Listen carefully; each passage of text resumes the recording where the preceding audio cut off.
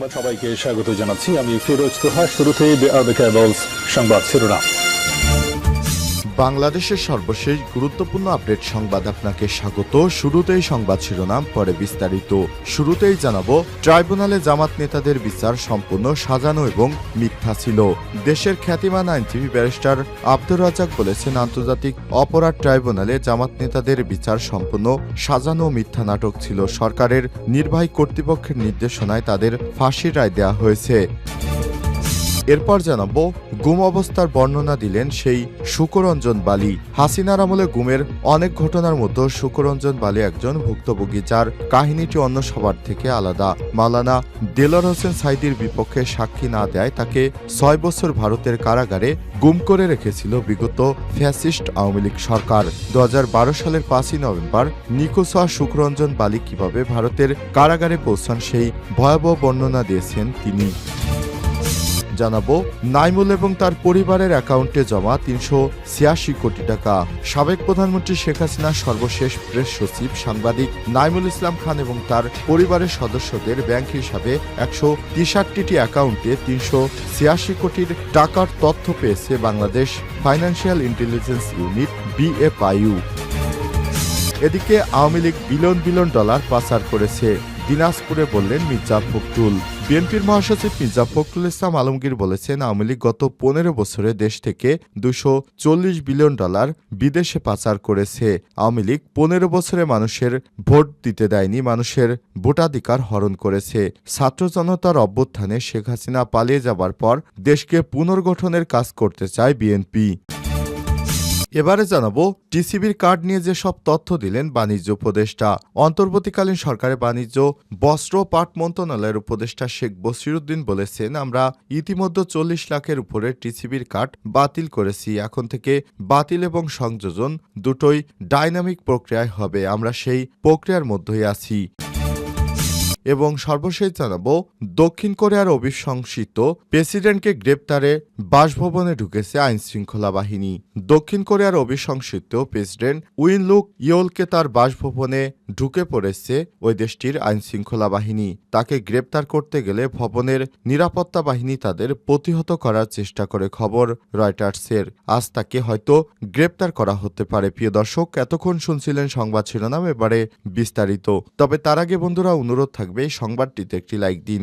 এই চ্যানেলে আপনি নতুন হয়ে থাকলে আমাদের সংবাদটি দেখতে দেখতে চ্যানেলটি সাবস্ক্রাইব করে রাখুন, যাতে করে বন্ধুরা আমাদের পরবর্তী লেটেস্ট আপডেট সংবাদগুলো সবার আগে আপনার কাছে পৌঁছে যায়। কমেন্ট করে আপনার মূল্যবান মতামত জানিয়ে দিন আপনি বিশ্বের কোন দেশ থেকে বা বাংলাদেশের কোন স্থান থেকে আমাদের সংবাদটি দেখছেন এবং শুনছেন। এবারে বিস্তারিত। ট্রাইব্যুনালে জামাত নেতাদের বিচার সম্পূর্ণ সাজানো মিথ্যা ছিল। শেখ হাসিনার বিচার স্বচ্ছভাবেই সম্ভব, বললেন ব্যারিস্টার আব্দুর রাজ্জাক। দেশের খ্যাতিমান আইনজীবী ব্যারিস্টার আব্দুর রাজ্জাক বলেছেন, আন্তর্জাতিক অপরাধ ট্রাইব্যুনালে জামাত নেতাদের বিচার সম্পূর্ণ সাজানো ও মিথ্যা ছিল। সরকারের নির্বাহী কর্তৃপক্ষের নির্দেশনায় তাদের ফাঁসির রায় দেওয়া হয়েছে। ন্যায় বিচার করার স্বার্থে এর পুনর্বিচার হওয়া উচিত, যাতে স্বজনেরা জানতে পারেন যে তাদের পিতা, ভাই, আত্মীয়রা নিরপরাধ ছিলেন। এছাড়াও ব্যারিস্টার রাজ্জাক মনে করেন, আন্তর্জাতিক অপরাধ ট্রাইব্যুনালে শেখ হাসিনার অপরাধের বিচার স্বচ্ছভাবেই সম্ভব। দেশের আইন স্বচ্ছভাবে এই বিচার হলে সেটি আন্তর্জাতিকভাবে গৃহীত হবে। দীর্ঘদিন প্রবাসে থাকার পর ব্যারিস্টার আব্দুর রাজ্জাক কয়েকদিন আগে দেশে ফিরেছেন। নয়াদিগন্তের পাঠকদের জন্য তার সাক্ষাৎকার গ্রহণ করেন পত্রিকার ভারপ্রাপ্ত সম্পাদক সালাউদ্দিন আহমেদ বাবর এবং মাল্টিমিডিয়া সম্পাদক যুবরাজ ফয়সল। নিচে সাক্ষাৎকারের প্রস্তাবিত কিছু বিবরণ তুলে ধরা হলো। প্রশ্ন: প্রায় ১১ বছর সময় কাটিয়েছেন বিদেশে, দেশে ফিরে প্রথম কি লক্ষ্য নিয়ে কাজ শুরু করতে চান?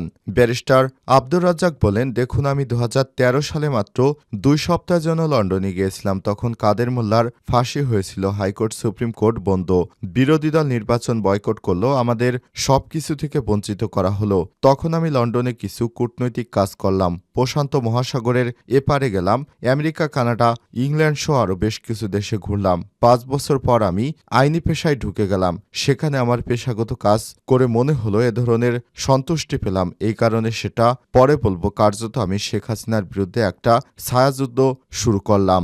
এখন দেশে এসেছি, আমি চাই শেখ হাসিনার ভয়াবহ বিচার হোক, কারণ শেখ হাসিনা বিগত দিন যে হত্যার রাজনীতি করেছে, গুম খুনের রাজনীতি করেছে, তার কঠিনতম বিচার হওয়া উচিত। গুম অবস্থার বর্ণনা দিলেন সেই সুকরঞ্জন বালি। হাসিনার আমলে গুমের কয়েকটি ঘটনার মধ্যে সুকরঞ্জন বালি একজন ভুক্তভোগী, যার কাহিনীটি অন্য সবার থেকে আলাদা। মাওলানা দেলোয়ার হোসেন সাঈদীর বিপক্ষে সাক্ষী না দেয় ৬ বছর ভারতের কারাগারে মানবেতর জীবনযাপন কাটাতে হয়েছে তাকে। ২০১২ সালের ৫ই নভেম্বর নিখোঁজ হওয়া সুকরঞ্জন বালি কিভাবে ভারতের কারাগারে পৌঁছান ভয়াবহ সেই বর্ণনা জানান নিজেই। পিরোজপুর জেলার ছোট এক গ্রাম উমিদপুর জন্মের পর থেকে এখানেই থাকেন ৭২ বছর বয়সী সুকরঞ্জন বালি। নিজ চোখে দেখেছেন মুক্তিযুদ্ধ, দেখেছেন পাকিস্তানি হানাদারদের হাতে নিজের ভাইয়ের নির্মম হত্যা।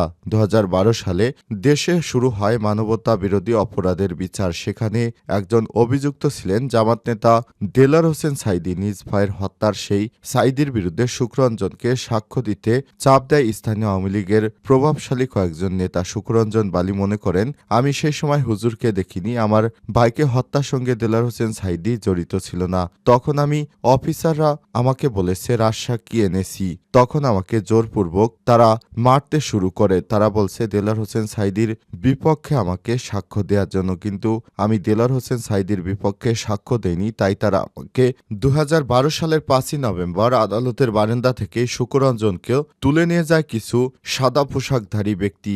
তারপর তাকে দীর্ঘ ৫ বছর ভারতে গুম করে রাখা হয়। সেই গুমের বর্ণনায় তিনি মিডিয়ার সামনে আজ প্রকাশ করেছেন। তিনি বলেছেন, আমি যদি দেলোয়ার হোসেন সাঈদীর বিপক্ষে সাক্ষ্য দিতাম তাহলে আমাকে এই ৫ বছর আর গুম থাকতে হতো না। তিনি এখন শেখ হাসিনার বিচার চেয়েছেন আন্তর্জাতিক অপরাধ ট্রাইব্যুনালের কাছে। নাইমুল এবং পরিবারের অ্যাকাউন্টে জমা ৩৮৬ কোটি টাকা তুলেছেন ৩৭৯ কোটি।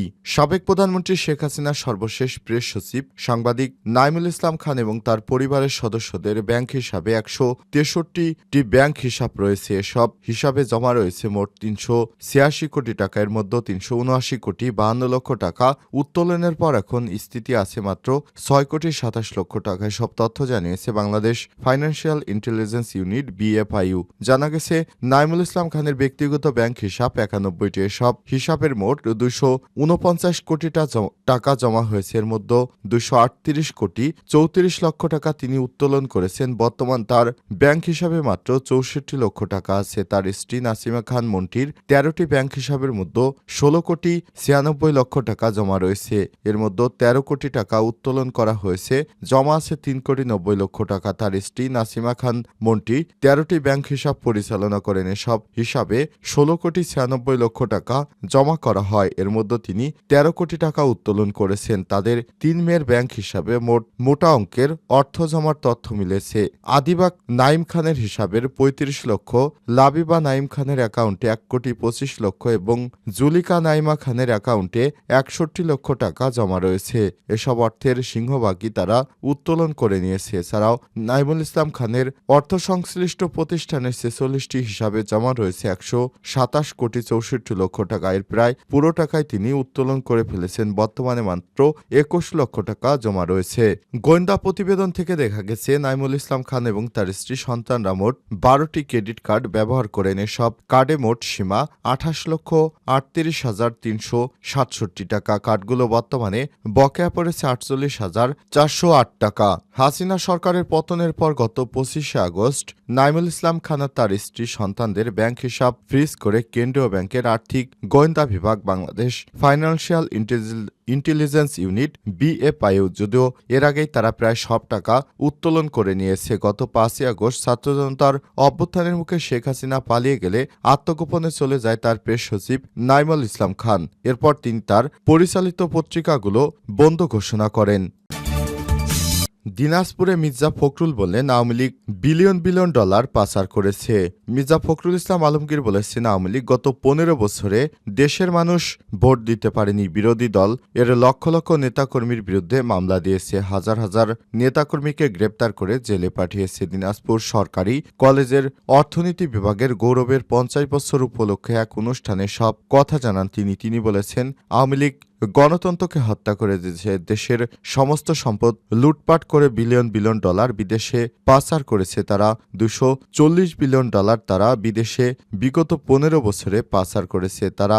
ভয় ঘুমের রাজত্ব প্রতিষ্ঠা করেছিল বিএনপি। গণতন্ত্র প্রতিষ্ঠার সংগ্রাম অব্যাহত রেখেছে। জনগণের ভোটাধিকার প্রতিষ্ঠার যুদ্ধ এখনো শেষ হয়নি বলে মন্তব্য করেন মির্জা ফখরুল ইসলাম। বিগত 52 থেকে 53 বছরে বাংলাদেশে একটা সুখী সমৃদ্ধ বাংলাদেশ হিসেবে গড়ে তুলতে পারিনি। তিনি বলেন, আমরা এখন স্বপ্ন দেখছি ছাত্র জনতার অভ্যুত্থানের মাধ্যমে আমাদের স্বপ্নে যে সন্তানেরা যে স্বপ্ন দেখিয়েছে দেশবাসীকে সাথে নিয়ে আমরা সেই স্বপ্ন বাস্তবায়ন করতে চাই।